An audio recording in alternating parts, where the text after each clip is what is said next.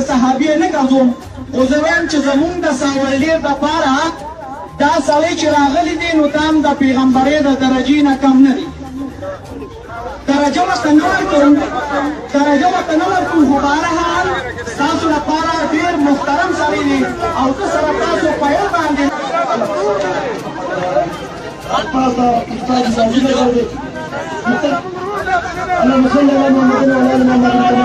السلام علیکم ناظرین، میں ہوں کیس علی میر، امید کرتا ہوں خیریت سے ہوں گے.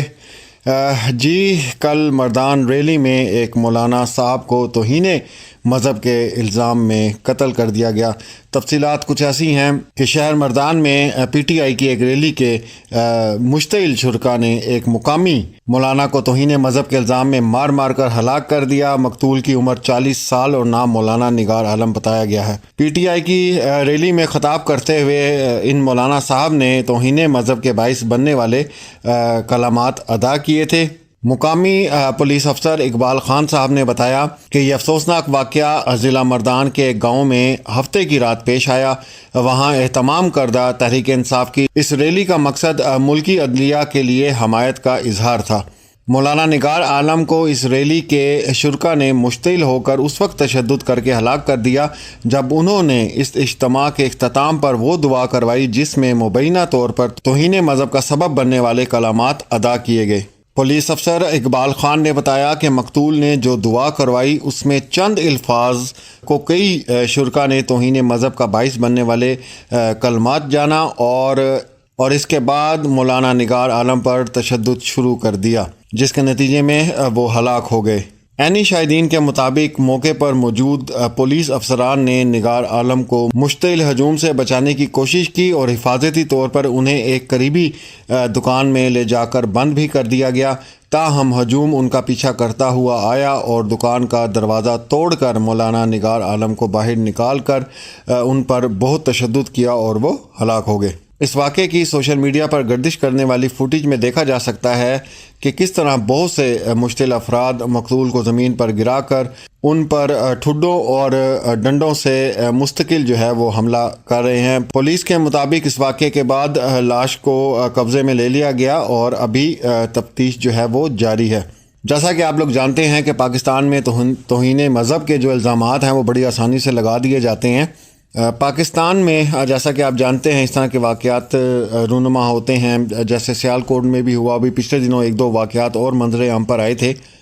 ابھی گزشتہ مہینے ہی پولیس نے ایک ایسے چینی شہری کو پہلے گرفتار اور پھر رہا کر دیا جو پاکستان میں ایک ڈیم کی تعمیر کے منصوبے پر کام کرتا ہے اور جس پر چند مقامی افراد نے توہین مذہب کا الزام لگایا تھا.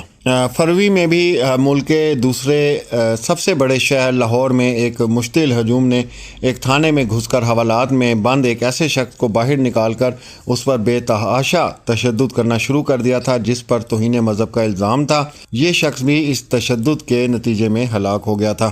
2021 میں پاکستان میں ہی ایک فیکٹری کے جو سری لنکا سے تعلق رکھنے والے مینیجر کو بھی ایک مشتعل ہجوم نے یہ کہہ کر ہلاک کر دیا تھا کہ غیر ملکی مبینہ طور پر توہین مذہب کا مرتکب ہوا ہے. تو اس طرح کے واقعات اب بہت عام سی بات ہے. ابھی پچھلے دنوں گورنمنٹ آف پاکستان کی طرف سے بھی SMS کیا گیا ہے تمام لوگوں کو اور ان کو بتایا گیا ہے کہ کسی بھی موب کا آپ نے حصہ نہیں بننا. اس طرح کے جو جذباتی لوگ ہوتے ہیں اور ظاہری بات ہے انسان کی جان سے کھیلنا ہمارا اسلام ہی کہتا ہے کہ جس نے ایک انسان کو قتل کیا اس نے پوری انسانیت کو قتل کیا. تو یہ نازک ہوتا ہے، بہت مرحلہ ادھر بہت ہوش و حواس سے کام لینا چاہیے، مشتعل نہیں ہونا چاہیے. اور پھر اس کے بعد آپ جب اسلام کو پورا اسٹڈی کرتے ہیں تو آپ کو اسلام کی پوری معلومات ہونی چاہیے. ٹھیک ہے، نماز کوئی نہیں پڑھتا، قرآن کی تلاوت کوئی نہیں کرتا، جو اسلامی احکامات ہیں وہ کوئی پورے نہیں کرتا، لیکن توہین مذہب کے نام پر ثواب سمجھ کے لوگ باہر نکلتے ہیں. یہ اصل میں اپنی ذہنی فرسٹریشن جو ہوتی ہے وہ نکالتے ہیں. جو اس وقت حالات پاکستان کے جا رہے ہیں، خاندان والے جو ہیں وہ پوچھتے نہیں ایسے لوگوں کو، بیویاں ان کی ناراض بیٹھی رہتی ہیں، روزگار پاکستان کا کیا، وہ بیچارے اتنے فرسٹریٹڈ ہوتے ہیں کہ وہ پھر اپنا جتنا غصہ ہوتا ہے وہ ان چیزوں کے اوپر نکال دیتے ہیں. ویسے وہاں پہ جتنے لوگ ہوں گے ان میں پکڑ پکڑ کے پوچھیں کہ بھائی کتنے وقت کی نماز ادا کرتے ہو، قرآن کی تلاوت کرتے ہو، صدقہ خیرات دیتے ہو. کتنا اسلام کو اسٹڈی کیا ہوا ہے، تو یقین جانیے آپ کو 90% جو جواب ہے وہ نہیں میں ہی ملے گا۔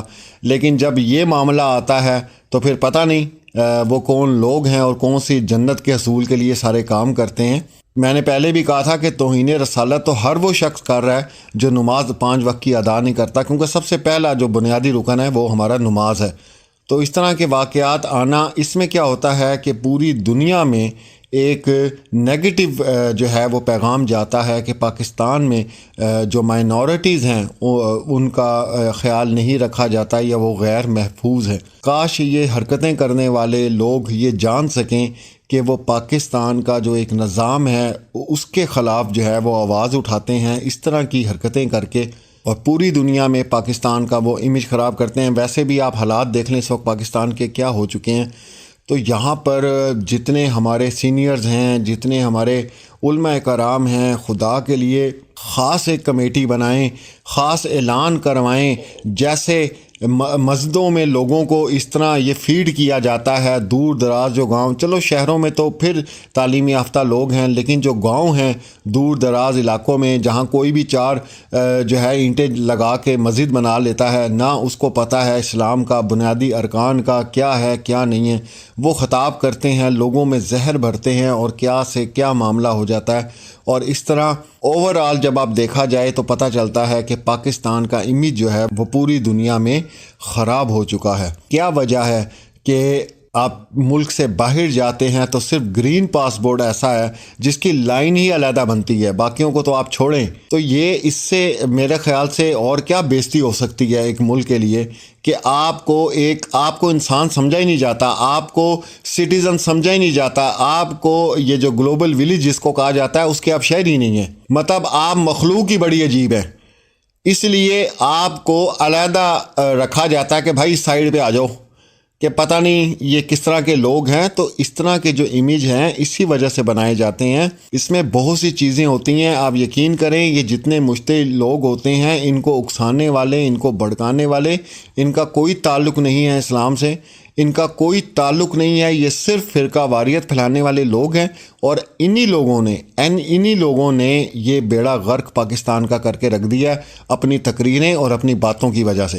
تو یہ بڑے حساس معاملات ہوتے ہیں، اس میں اپنا غصہ اور یہ چیزیں کنٹرول کیا کریں۔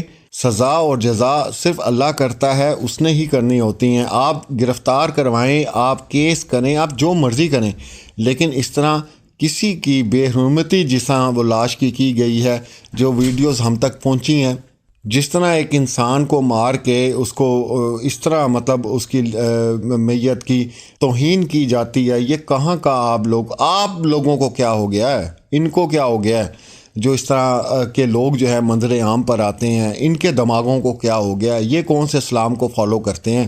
تو اینی ہاؤ جی، یہ افسوسناک خبر ہے۔ اس میں اب جو ہے تفتیش جاری ہے، اس میں مزید کوئی ڈیولپمنٹ ہوتی ہے وہ پھر سامنے لے کر آتے ہیں۔ اب یہ معاملہ اس طرح کا ہوتا ہے کہ بالکل خاموشی طاری ہو جاتی ہے، کیونکہ اتنا حساس معاملہ ہے، بندہ کچھ بھی نہیں کر سکتا۔ تو انشاءاللہ مزید کوئی اس میں اپڈیٹ ہوتی ہے تو ضرور آپ کے ساتھ شیئر کریں گے۔ اپنا اور اپنے پیاروں کا خیال رکھیں۔ اللہ حافظ۔